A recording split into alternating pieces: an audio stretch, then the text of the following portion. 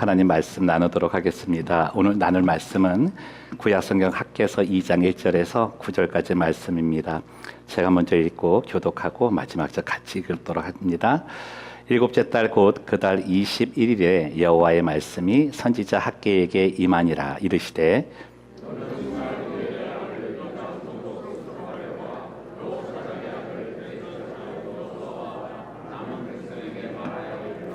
너희 가운데에 남아있는 자 중에서 이 성전의 이전 영광을 본 자가 누구냐? 이제 이것이 너희에게 어떻게 보이느냐? 이것이 너희 눈에 보잘것없지 아니하냐? 그러나 여호와가 이르노라. 스룹바벨아 스스로 굳세게 할지어다. 여호사닥의 아들 대제사장 여호수아야 스스로 굳세게 할지어다. 여호와의 말이니라. 이 땅 모든 백성아 스스로 굳세게 하여 일할지어다. 내가 너희와 함께 하노라. 만군의 여호와의 말이니라. 너희가 애굽에서 나올 때에 내가 너희와 언약한 말과 나의 영이 계속하여 너희 가운데에 머물러 있나니 너희는 두려워하지 말지어다. 만군의 여호와가 이같이 말하노라. 조금 있으면 내가 하늘과 땅과 바다와 육지를 진동시킬 것이요 또한 모든 나라를 진동시킬 것이며 모든 나라의 보배가 이르리니 내가 이 성전의 영광이 충만하게 하리라. 만군의 여호와의 말이니라. 은도 내 것이요 금도 내 것이니라. 만군의 여호와의 말이니라. 이 성전의 나중 영광이 이전 영광보다 크리라. 만군의 여호와의 말이니라. 내가 이곳에 평강을 주리라. 만군의 여호와의 말이니라. 아멘. 자리에 앉으시겠습니다. 우리 고백하고 말씀 나눕니다. 예수는 그리스도시요 살아계신 하나님의 아들이십니다. 인생을 표현하는 말 중에 희노애락이라고 하는 말이 있습니다. 기쁨과 노여움과 또 슬픔과 즐거움이라고 하는 말인데, 희노애락이라는 말의 이치는 인생은 계속 기쁜 일만 일어나는 것도 아니고 그렇다고 계속 슬픈 일만 일어나는 것도 아니라는 것입니다. 사랑할 때만 있는 것도 아니고 화를 내며 미워할 때만 있는 것도 아니라는 거죠. 이 모든 것들이 반복적으로 일어나는 것이 인생이라는 것입니다. 우리들의 바람이 있죠.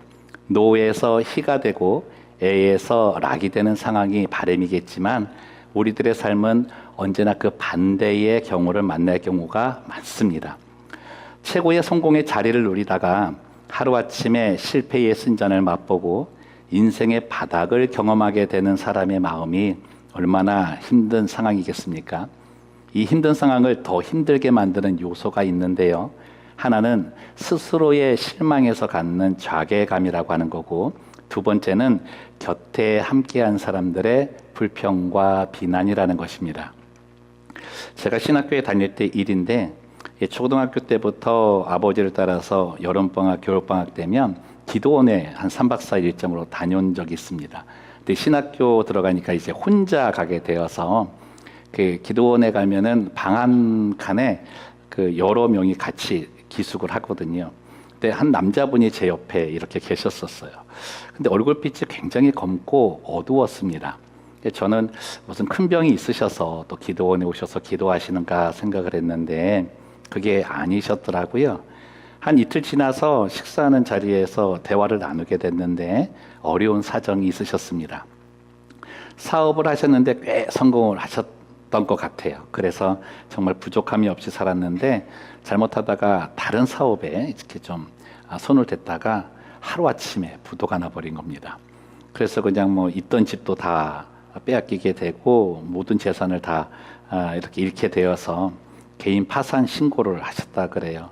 그래서 급전을 구해가지고 허름한 집 렌트를 구하고 차도 굴러갈 만한 것 중고차나 구해서 이제 살면서 어떻게든 이제 다시 장사를 시작하려고 한 거죠. 뭐든지 하려고 이리 달려들고 저리 달려들고 하는데 마음에 너무 힘들게 하는 큰 장애물이 있었던 거예요. 뭐냐면 가족들이 도와주지를 않는 겁니다. 아내는 이 일로 그때부터 바깥 출입을 안 하고 대인 기피증이 생겼고 심한 수치심을 가지고 살기 시작했고요. 아이들은 다니던 학교도 안 간다 그러고 학원도 다 끊게 되고 뭐 프라이빗 스쿨 다 다녔으니까 얼마나 그렇겠어요. 친구도 안 만나겠다는 거예요. 사고 싶은 것도 못 사게 되니까 날마다 옛날 생각하면서 불평을 늘어놓더라는 겁니다. 힘들게 일하고 집에 딱 들어갔는데 집에서 맞이하는 거는 그 소리만 들으니까 너무 힘든 거예요. 가면 그런데요. 우리는 언제 돈 벌어서 다시 그 시절의 삶을 살 수 있냐고. 새로 뭔가를 좀 하려고 하면 그거 한다고 되겠냐고. 너무 힘들죠. 지쳐서 무엇보다 그 자신을 바라보는데 너무 초라하더랍니다. 그래서 삶을 포기하고 싶은 생각까지 있는데 어느 분이 한번 기도원 가서 기도해보라 그래가지고 그 권유로 올라오셨다는 거예요. 저를 만난 그 날이 8일째 되는 날이라고 하셨습니다. 그분의 이야기를 들으면서 정말 힘든 인생 살고 계시는구나 생각했는데 이런 생각이 든 거예요. 우리로 실패의 자리에서 다시 일어서게 못하게 하는 걸림돌이 뭔가? 새로 뭔가 시작하게 될 때에 희망을 가져야 됨에도 불구하고 희망을 갖지 못하게 우리의 발목을 잡는 걸림돌이 뭔가? 여러분은 뭐라고 생각을 하십니까? 저는 과거에 대한 미련이라고 생각을 했습니다. 이 미련이라는 말의 뜻은 깨끗이 잊지 못하고 어떤 것에 마음이 남아서 끌리는 상태를 말하는데 이건 사람에게도 있을 수 있고 일에도 있을 수 있는 거죠. 사람마다 다 좋은 때가 있습니다. 그때를 추억하는 것은 좋지만 그때를 그리워하며 과거의 영화에 묶여 사는 것은 건강한 삶이 아니라는 거예요. 지나간 일에 미련을 두는 것이 가장 미련한 일이라고 합니다. 이러한 마음이 희망의 가장 큰 걸림돌이 되는 거죠. 오늘 본문에 나오는 이스라엘 백성들이 이 미련에 사로잡혀 있었습니다. 본문의 내용은 이스라엘 백성들이 하나님께 범죄해서 나라가 멸망을 당하고 바벨론의 포로로 잡혀가게 됩니다. 이후에 고레스 왕 칙령에 의해서 70년의 포로 생활을 마치고 예루살렘으로 돌아오게 되죠. 그곳에서 성전을 짓게 됩니다. 얼마나 마음에 벅찼겠어요? 근데 사마리아 지역에 사는 이방인들이 막 방해를 하는 거예요. 성전 짓는 것을 방해해서 실제로 14년간 성전 짓는 것이 중단이 됩니다. 근데 그 중에도 더 큰 어려움이 있었던 게 뭐냐면 그들이 성전을 처음에 지을 때는 막 그 서로가 기운이 나고 마음의 동화가 되어서 시작을 했는데 갑자기 열심히 내던 사람들이 일을 안 하겠다 그러는 거예요. 성전 짓는 것을 포기하기 시작을 하는 겁니다. 이유가 힘들어서가 아니었어요. 내가 지금 짓고 있는 성전과 예전에 솔로몬 왕이 지었던 성전의 모습을 자꾸 비교하면서 야, 우리가 이렇게 지어봐야 그만큼 되겠어? 이런 부정적인 생각에 사로잡히기 시작을 하는 거죠. 과거의 영광에서 벗어나지 못하는 미련 속에 있었다는 겁니다. 이렇게 생각하는 사람들이 열심히 성전 짓고 있는 사람 옆에 와서 계속 사사건건 한숨하고 불평 이야기만 내려놓는 거예요. 힘이 날 수가 없지 않아요? 여러분, 사람이 힘든 일을 하고 있을 때 가장 힘 빠지게 하는 말이 뭡니까? 하나도 도와주지도 않으면서 이렇쿵 저렇쿵 하면서 부정적인 이야기를 하는 사람, 그 사람이 가장 힘 빼는 사람이거든요. 여러분 곁에 이런 사람이 있으시면 손 이래가지고 입을 딱 때려주세요. 조용히 해! 예전에 그 긍정의 힘이라는 책이 굉장히 유명했습니다. 그렇죠? 이 긍정의 힘이라는 책을 이렇게 읽으면서 어떤 생각을 했냐면 야, 이 책이 왜 이렇게 잘 팔릴까? 왜 사람들이 이 긍정의 힘이라는 그 단어 하나에 사로잡혀서 이 책을 그렇게 많이 살까 했을 때 세상이 얼마나 부정의 힘에 의해서 지배를 받고 사는지를 깨닫게 되었다는 거죠. 긍정한 생각을 가짐에도 불구하고 부정된 것이 내게 들어오면 거기에 휩싸이게 되더라는 거예요. 여러분, 미련은 자신을 왜곡해서 비하시키고 심하면 자괴감을 갖게 만듭니다.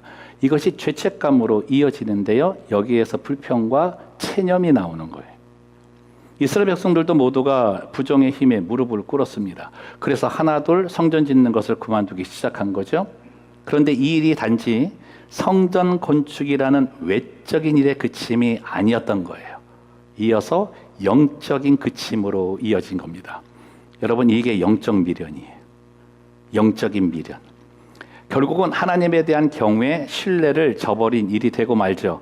우리의 삶에도 이런 영적 미련의 실수가 있지는 않나 돌아보기를 원합니다. 영적 미련에 대한 대처가 필요한데요. 이것이 있는 한 우리는 앞으로 나갈 새로운 힘을 얻지 못할 뿐만 아니라 그 힘이 추워져도 오래가지 못합니다. 이 미련을 이기기 위해서 해야 될 일이 가지치기라고 하는 거예요. 미련을 가지치시기를 바랍니다. 우리가 나무를 기를 때 열매 맺지 않는 가지들을 잘라버리지 않습니까?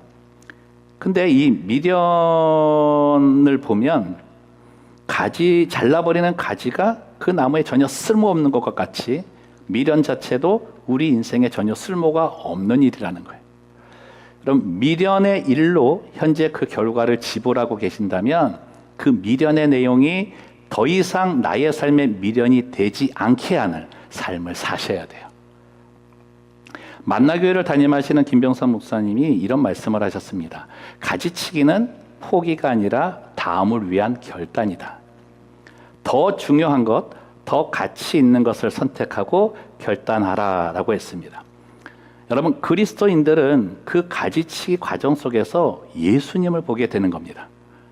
미련을 가지치고 희망을 결단하는 과정 속에 예수님의 개입이 있다는 거죠.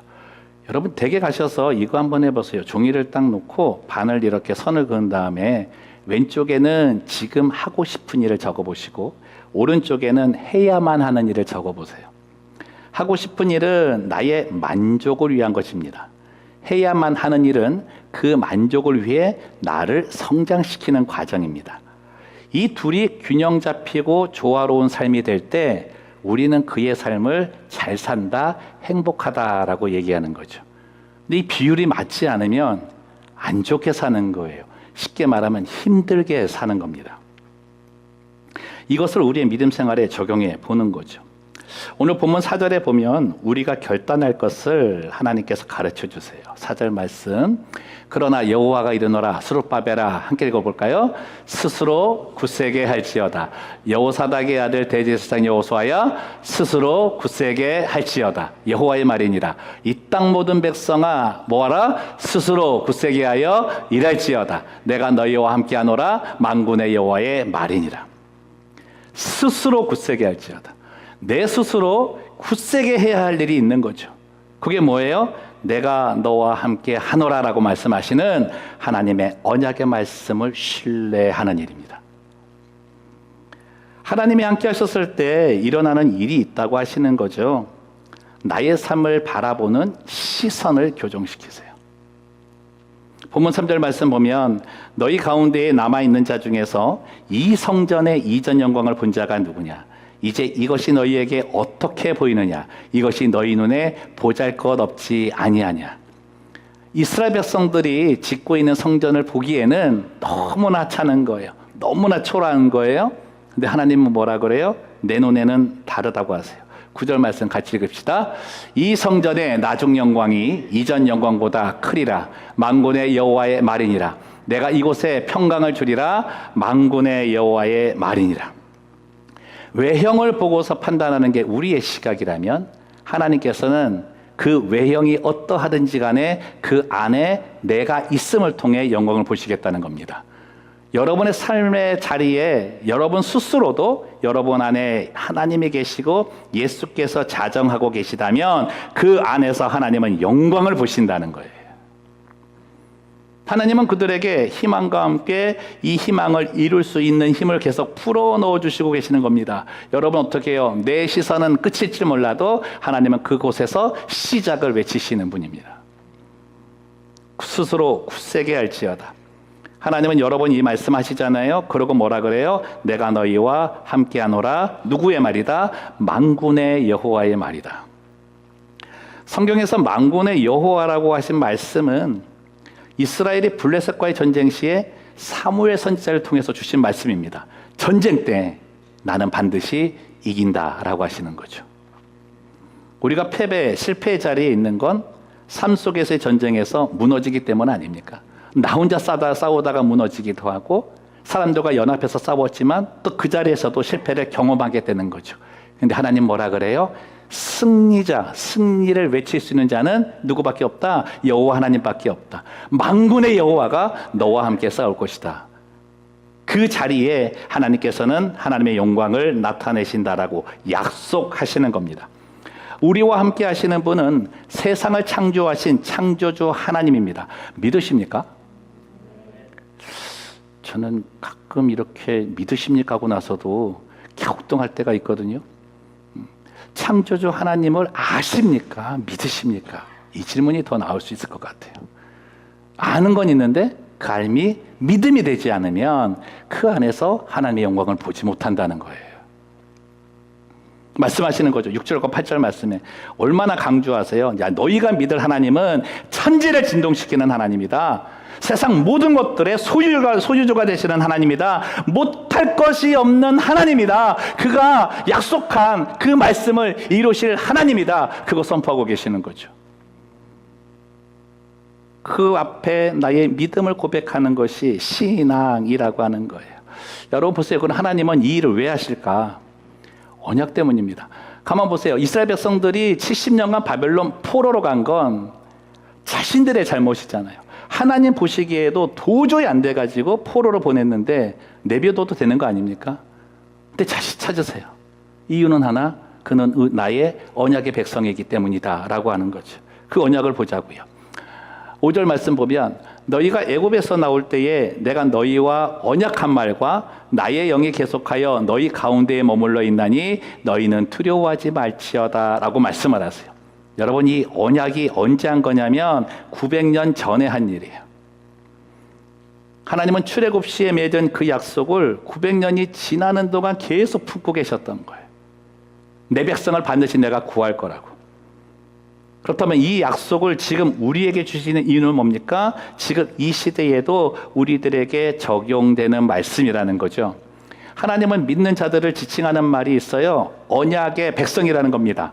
우리 모두가 언약의 백성이 될 수 있는 건 예수님이 십자가의 죽으심과 부활을 통해 하나님의 언약의 백성으로 삼아 주셨기 때문입니다. 그래서 다른 거예요. 스스로 굳세게 할지어다. 이 굳세게 한 사람들이 외침이 있어야 돼요.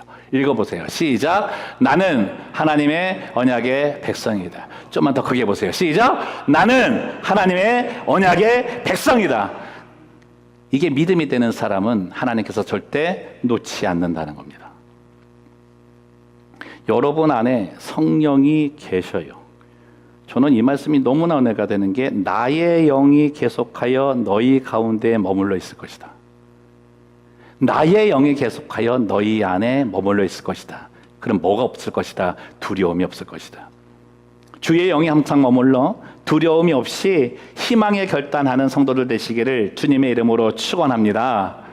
이 언약의 백성이 해야 될 일이 있는 거예요. 그게 4절 말씀 다시 보시면 그러나 여호와가 이르노라 스룹바벨아 스스로 굳세게 할지어다.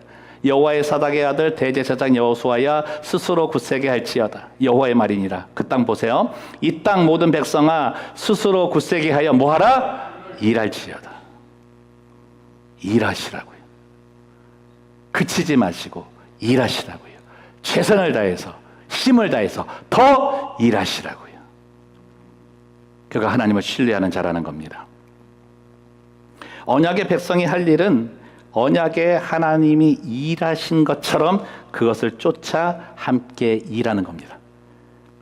희망이라는 말 자체가 바라는 거잖아요. 그 바람은 그냥 주어지는 것이 아니라는 거예요. 만들어 가야 하는 겁니다. 언약의 백성은 감나무에 달린 감이 떨어질 때까지 그 아래서 입 벌리고 있는 사람이 아니에요.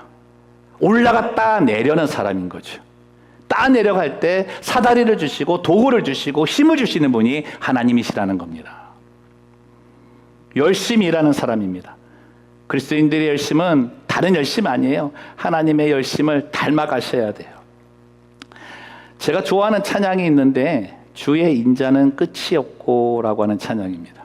아시는 분도 계신데 주의 인자는 끝이 없고 그의 자비는 무궁하며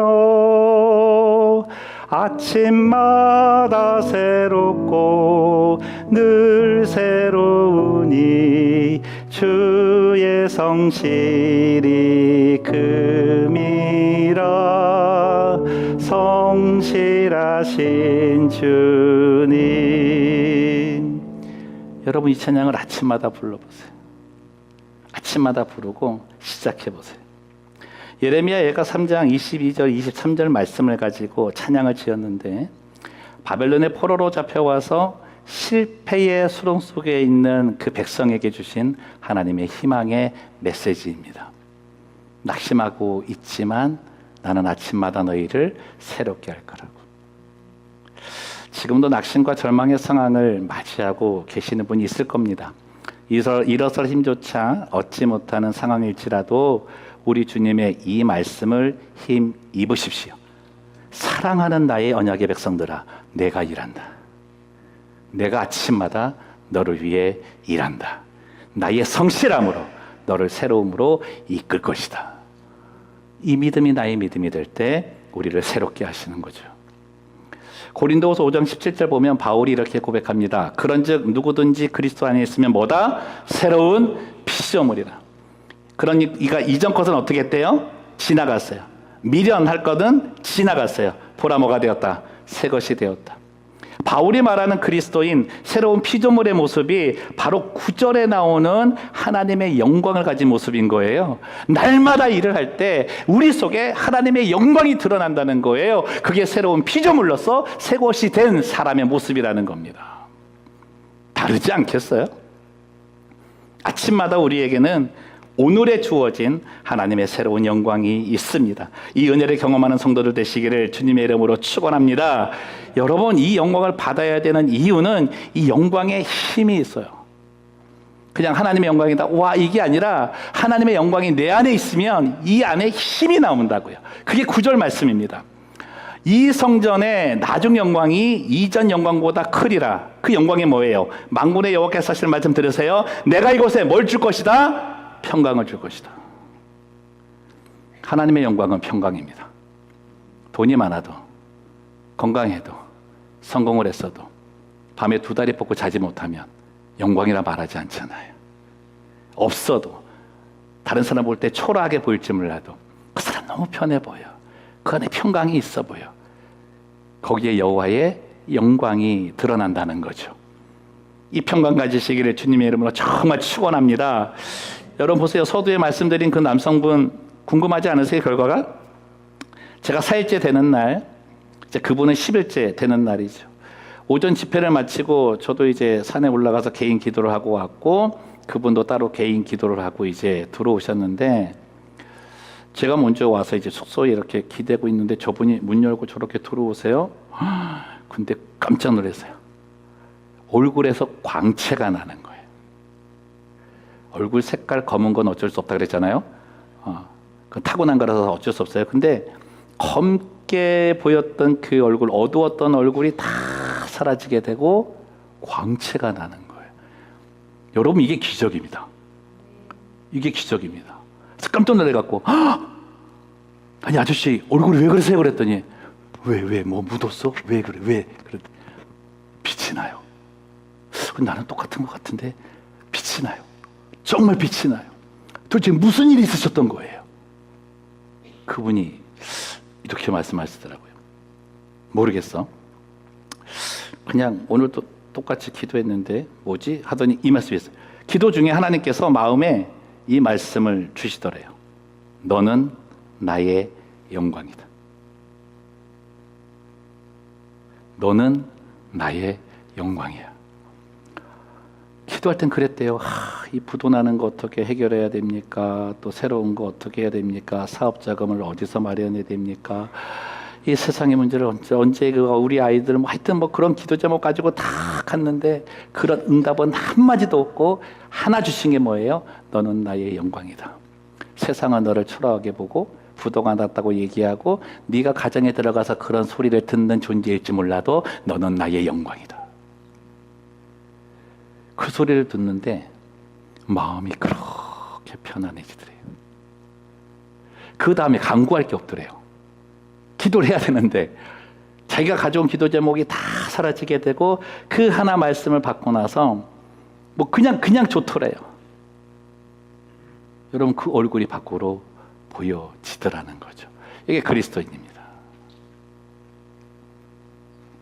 하늘의 영광은 하늘의 평강을 경험하는 겁니다. 여러분 하나님의 괜찮다라고 하는 것에는 이 평강의 영광이 담겨져 있는 거예요. 이 평강이 인생의 초라함을 이기게 만듭니다. 여러분 그래서 우리의 삶에 하나님의 이 평강의 영광이 임해야 돼요. 보세요. 하나님을 놓쳐서는 안 됩니다. 하나님의 약속을 가벼이 여겨도 안 됩니다. 더 중요한 건 내가 하나님의 언약의 백성임을 잊으시면 안 됩니다. 그 자격을 주기 위해 예수가 죽었기 때문입니다. 하나님의 영광이라고 하는 건 아들의 죽음을 통해 너를 나의 영광으로 삼았기 때문에 잊어버리지 않고 기억하는 그 자체만으로 하나님의 기쁨이 된다는 거예요. 뭘 못해 주시겠습니까?